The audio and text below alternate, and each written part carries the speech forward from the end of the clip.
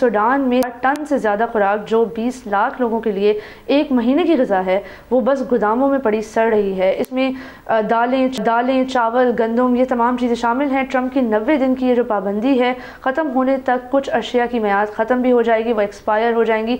अमरीकी सदर ने इलॉन मस्क को हुकूमती अखराजात कम करने के ज़िम्मेदार तो बनाया है। इलॉन मस्क खास तौर पर वो इंसान है जो US एड को मुजरमाना तंजीम करार देते हैं, लेकिन इस वक्त हम देख रहे हैं कि ये लोग खुद ही अपनी इमदाद ज़ाया कर रहे हैं। बिल्कुल नाज़रीन, और ये इमदाद ज़ाया करना भी तो अमरीकी टैक्स पेयर के पैसे का ज़ाया है, जहां उनका ये खदशा है कि अमेरिका को अपने टैक्स पेयर का पैसा बाकी दुनिया में ज़ाया नहीं करना चाहिए, वहाँ ये भी एक ज़ाया है। और नाज़रीन, इमदादी तंजीमों को पिछले काम की अदायगियाँ भी नहीं की जा रही हैं।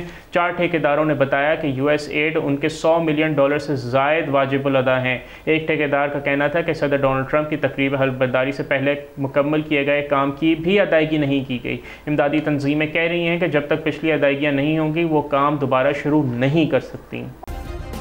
सब्सक्राइब करें और बेल दबाएं ताकि कोई खबर रह न जाए।